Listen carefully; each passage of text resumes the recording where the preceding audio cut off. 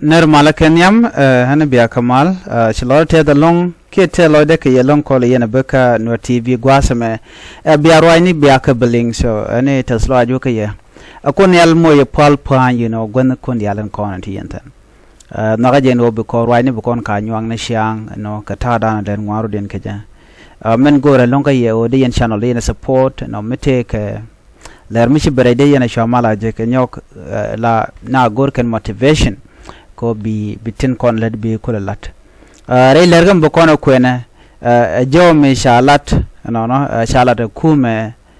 don kirme yadi de kon lar no kum kirme yadi te no men to ko Ulang kanti jen gorman o banyo ga yekel ko bi amadan kete lar ko rin bi akangach no ken kononiam gore jen o de kon meto de kon lingwasa me ke kwi loin Dr. Riek Machar dio je no mo gore jen o de kon meto de kon lingten no dio je rudan dia lip kon o ba Dr. Riek Machar ba je loin ban medicine jene reality kuumɛ kirme yadi che nok no dere Dr. Riek Machar dere je loin ala kiir chadwal che gorno de Dr. Riek Machar de je loin ka kuje mo ngode shio shaje de loin yes de je loin but mendo konten gwasame ngoda de ti la ji Africa Union ji gat la inter governmentals authority and development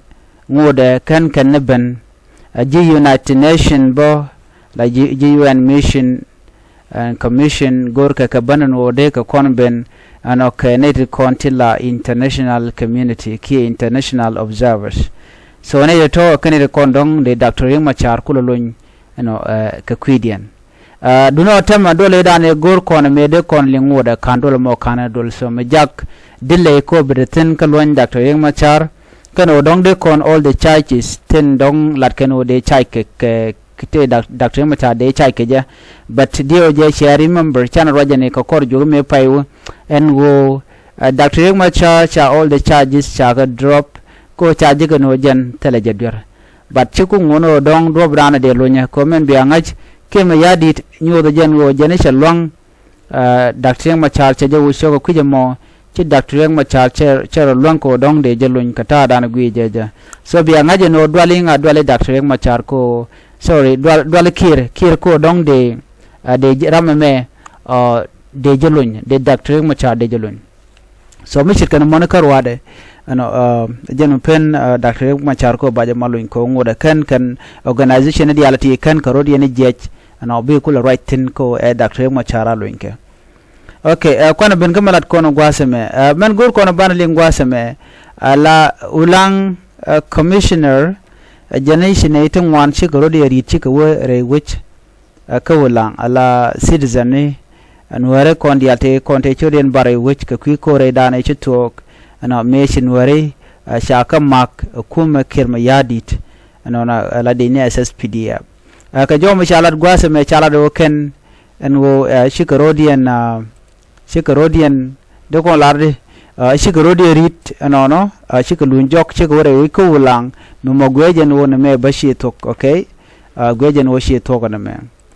but commissioner jalar no ne me dera tok ka joranan gwejeje na ka gwine te ngwana na me shi tok so ko kujemo de kon te me de kon ngai ke kwide jen gormano bakule nywa yekel ka jen lere me no ngumi shalat ramadan la commissioner so na me jen Ulang kanti men ngai kona ka jo me men chalat en ramadan la commissioner no na mogoro de kon dial de kon te ke liangde gwada meni commissioner Ulang kanti na penal state chala do ne jeni resident shi ka lunjok chiga bandore ken ne diale ko de shar barka kor pen dangro te chiwa no jenen tam shigoren lunjok ala wudo mo mala commissioner dio je shwale major general Justin Nyal ate jo mo che je kwenen wo cha security cha je aleka chi security road improved re which ko Ulang antem cha kwen cha je dropped cha kwen cha je nung re wi ko Ulang no keni diala content chi chubre wejen tama kapkan ka kwan na mishira ka special report kake ko baje kulaling neti ko kenen kone la wuka a radio ko ngai kone la wona kan ka radio buko writing katin content la rodian bla bla and all that then yo bayu ngaga no te ne rishiben ana ma jaga ko ba bukan te ko wante bukan ka campaign to shi community shi gulun jak but te ram shi wotong mi dio je chantin ko lar ko rodian ka social media ji kon nganen na ba da mishiro de return so ma jago na me ko ka we kaj ana na lat kana wona ne kana kon ja tin full leave charge nong cha kon cha nyom yor pinkarenial kuumɛ South Sudan la kuumɛ kiir mayardit enono jenen tamane dial choro ye riti ga chubre wech ko Ulang antamane ti kona chidwa dega nyoko milunke jo gwaseme right now chelechi Thok right ko ngai kona lin kona no chere Thok batie gmu che nyoko belar gwa ga mem goro banwa ya kel okay ngai kona MSF GMSF chiga jere wiko Ulang Medicine Sans Frontier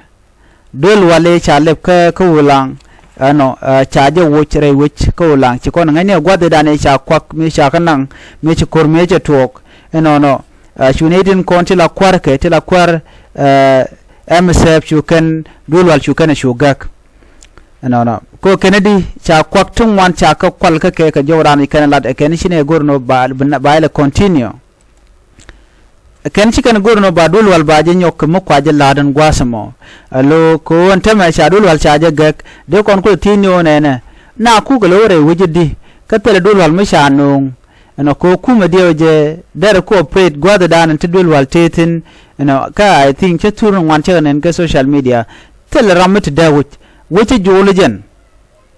wuce jol ka kan shi security charo de improve mimo na me shi Thok so te ram chi lo joko Ulang chi kon me dane chi to ko gwase dane chi wo no chi narin bare wi barna ru re wi ko lush kana kan SSPDF lush kan ware okay braina malar kan gwada me MSF ko cha yur shop ke 135,000 euros ko cha ga kwal ke MSF ko kujamo cha gurno be MSF belere wuch ke wache widial tun wanche ka fek che nasar che ja fek che maiwut che ja fek wait a minute ka maiwut meler che terare mu che tok tin lele jalo fek chidi ami chi kana gwada mene okay awa gwada mi wa store gwada dane cha walti chup ke tinan ka yuti 135,000 euros re which ke Ulang wa ka wal kanti nidial ka jawrani kana la MSF chikan la lo chere ka headquarter maybe ka jawrani shala lo shi mai wudin tama she wal che gajik ti nasar che wal che gajik ka shi Ulang che wal che gajik so me jago shi na chikan de lo jogala to another thing date a kon jere wi mi bana lo dawish de mi kana kon jen SSP de mi kana kon jen na re wujidi so na me chi chong so jo me jan jo dana go de nyaka kon kel gor jen wo bia jo nyaka ne ko ken na me shi Thok kach ka jo dana chegu ki je ken kon shi comment gwa dana cha je post ko cha je share ka social media ne tin wan cha la de wona me kach shi Thok so gor jen wo bia je wonyo ko me lingena gwa sami me kan me lada me gwa me kan rong so na bana je kala do dien alerbu ben ko kor gwad men banaling bana racha ka kwi Dr. Riek Machar chit kama ci kon te to chana kaling bana racha ka kwi rol kiir mayardit kana bol mel ka tada ante ke jere which ka juba ko right now rol ka tina long kam jana ko rodien ka jen kwi wudo mishala bol mele en bana jegum do dien biatemal